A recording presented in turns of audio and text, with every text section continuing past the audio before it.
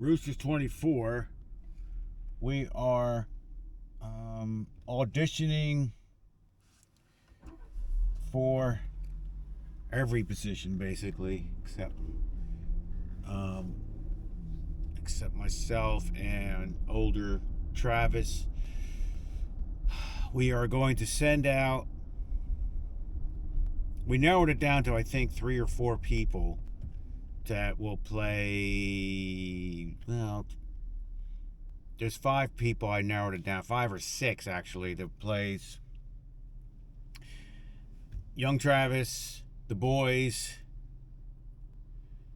and it's just a matter of the way I want to go. So it is February something. We're getting a snowstorm tomorrow, and I'm going to gather when I get back home and gather my thoughts and contact everybody to do a Zoom call. I like to do that. I like to talk to everybody, see everybody first before I send them down a path. Being on the other side, I don't know. I'm too. I'm not a ruthless person, I guess. I like to talk to everybody and help everybody that I can.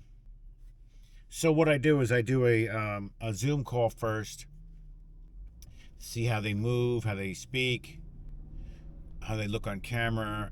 Not look on camera. I already know they look on camera, but I mean,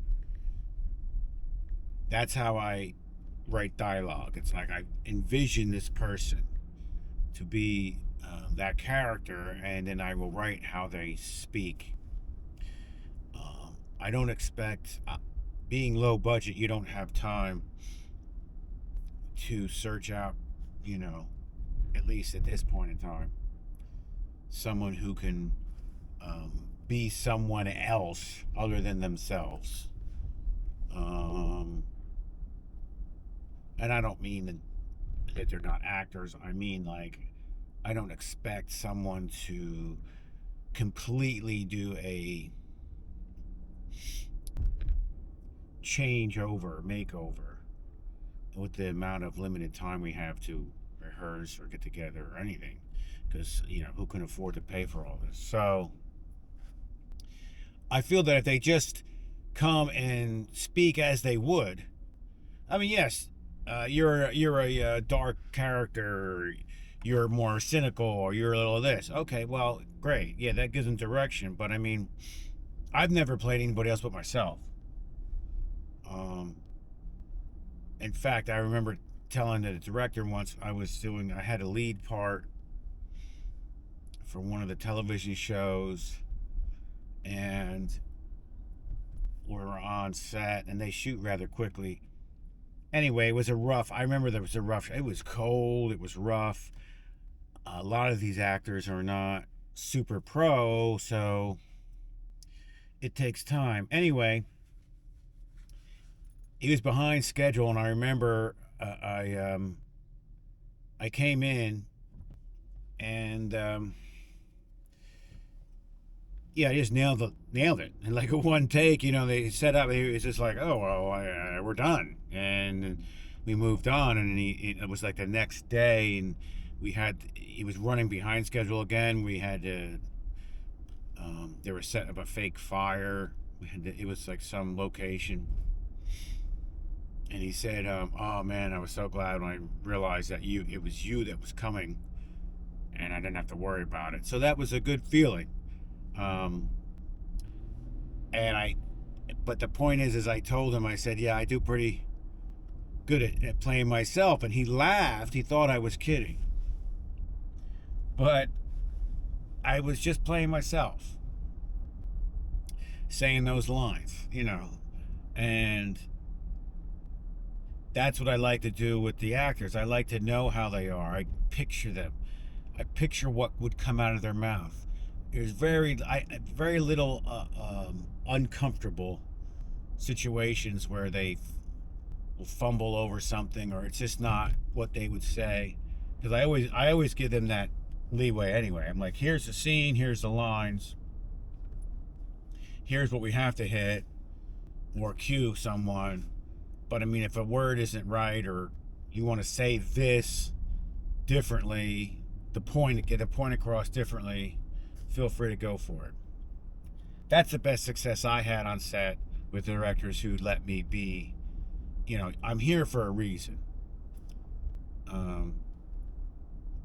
You want me here for a reason, so there's no need to strangle me backwards.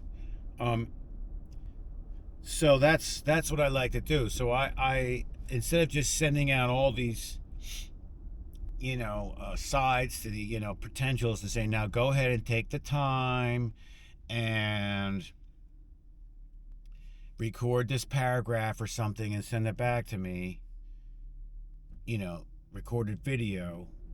Oh, by the way, I wasn't really that much into you, I'm going to go with somebody else. I'm just not like that. And I'd rather, when I was sending you lines to read or to shoot something, I'm really interested, to the point where, at least with this project, because it is a series and there's going to be tons of characters, you might not necessarily be Travis or be Jeffrey, but you're in. You'll be somebody. There's something that I want, that I saw. I said yes. So that's also relieves the pressure too, to have a series with a bunch of characters, because I don't have to disappoint. I don't like to disappoint people and say, "Oh, well, you weren't good enough, so I went with somebody else." Or, thanks for putting all this effort in. Thanks for thinking about it. Thanks for recording video. Thanks for really thinking, well, how am I going to play this part? But thanks, but no thanks. I hate to do that.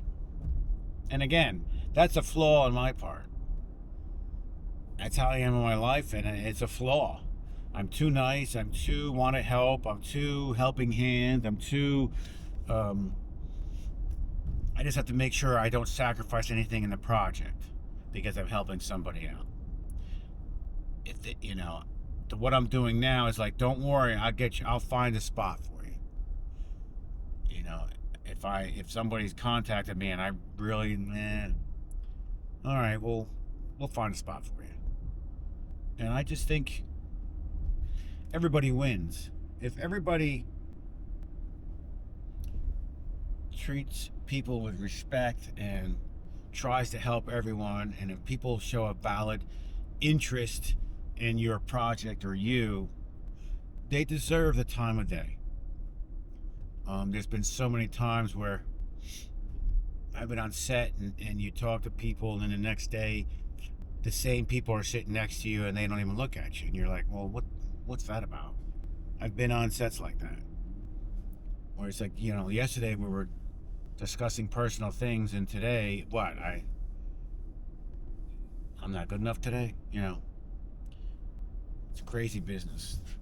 That's why I do everything the way I want to do it. I don't care. And that's it. Now I'm doing my morning run. It's not really morning, it's lunchtime, to get coffee for everyone. We have our morning meeting, and then I'll go get the boy, and then get ready for the snowstorm.